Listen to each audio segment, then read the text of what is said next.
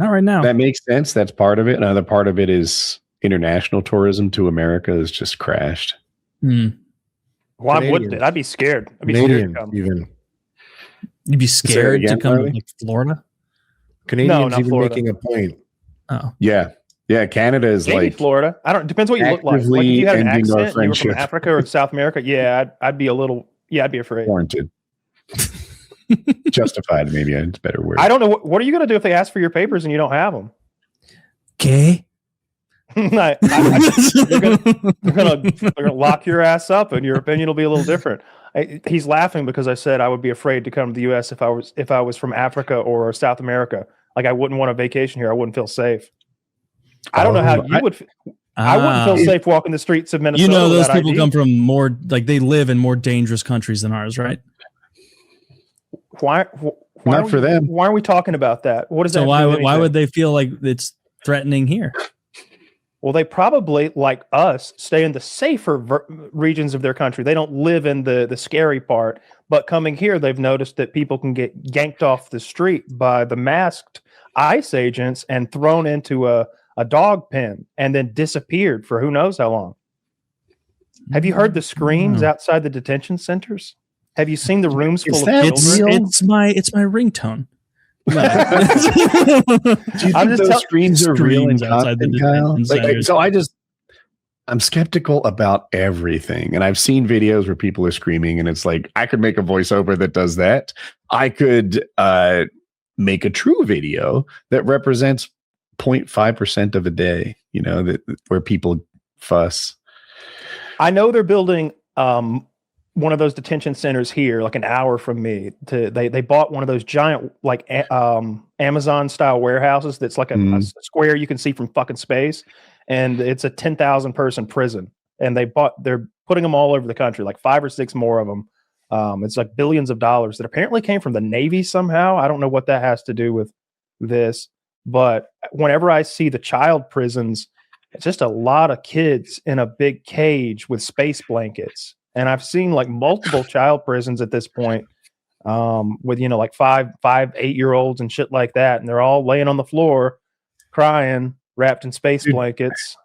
In leftist circles, that kid, I think his name's Liam, with the cute little hat that got caught up. Yeah. It's not a good look.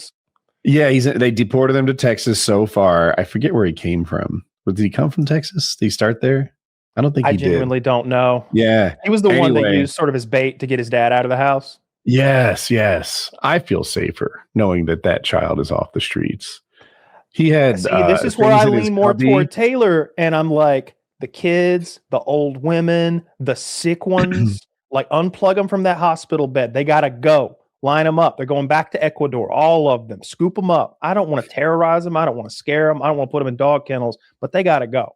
They got to go. That's where I am on that one. So when I saw him catch the little 5-year-old illegal and they used him to catch the older illegal, I was like, well, what'd they do? They shoot him in the knee and leave him in the street crying? No, they walked him to his door and had him tell it, Dad, come out here. They've caught me. All right, that's not the end of the world. That doesn't seem like Hitler type shit to me. I was okay with that. I know if Taylor was here, he'd disagree with me, but I like a path to citizenship. I think a country's resources are not just its oceans and its minerals, but also its people. And these people can make the country better. Some can, some can't. I want them to go to through a filter and at least have somebody have their, check. I just don't like that there's so many here and we don't know who they are. And I think the number was like 45% are criminals that they're catching. 47%. It's right under 50.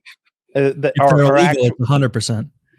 Yeah, you remove that. And look, I'm with you there, but I'm talking about people who have been already convicted of a crime or are wanted for a crime, like actual criminals.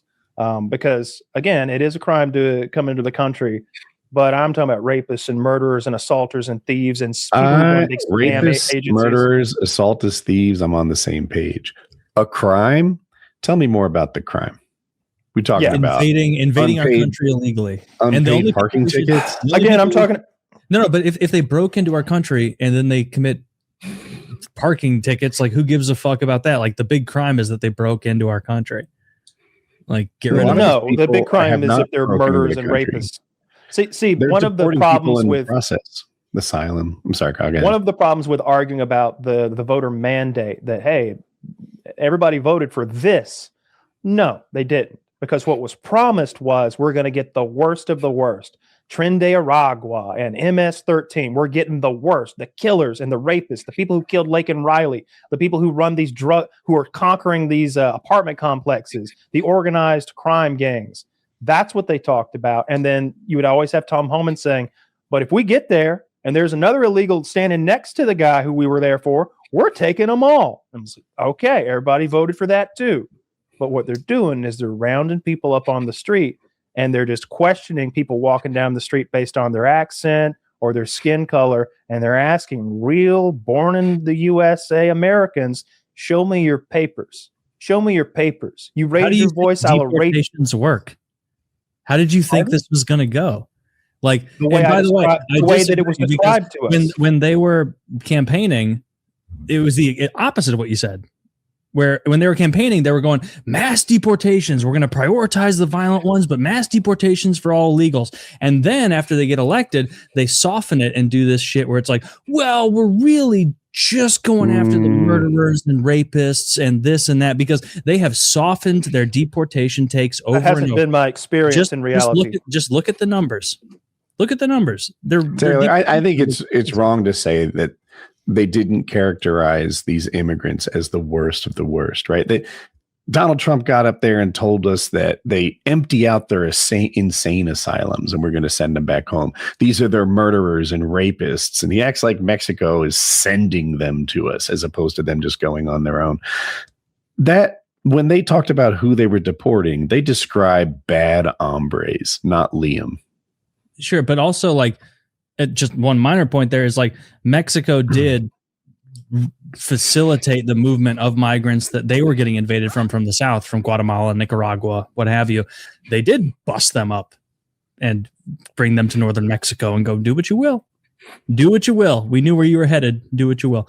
And so like, I want to see a total mass deportation of all illegals because they make life worse for the working and middle class, and they make rich people richer because they keep costs down and they're effectively a slave class. They are not good for normal Americans. They drive down wages. They increase the cost of housing, increase the cost of healthcare, increase the cost of schooling, drive up social discord. It is not positive. And that's why the people who are most in favor of mass deportations when polled are working and middle class people. Millionaires, billionaires, retired people who are distanced from this, they don't give a fuck. It helps them. Drives up their stock price. So the only time Mexico has bussed migrants to the border is when they had confirmed asylum appointments. But they do have a vast program where they bust them away from the border. Well, they need to get better at it. Well, have you checked with Taylor's gut? The numbers are zero. Have you checked with Taylor's gut? Taylor's gut lines up with Taylor's gut, just like my own. The border crossings are at an all-time low. The border crossings are an all-time low. Oh, now they are. Yeah. I'm not talking about now. Like, we've really done a good job shutting down the border. If you give Trump credit for one thing, it's shutting down the border. Absolutely. It's the most effective thing he's done. But look what it cost us. Speaking about the past. Look how expensive it was to do it. If you took the money that we leave ICE's budget where it was under Biden and Obama, where it was perfectly fine at getting 3 million out somehow, leave it right there. Adjust for inflation. These are dark days. And you just take that like $80 billion that he gave him or whatever.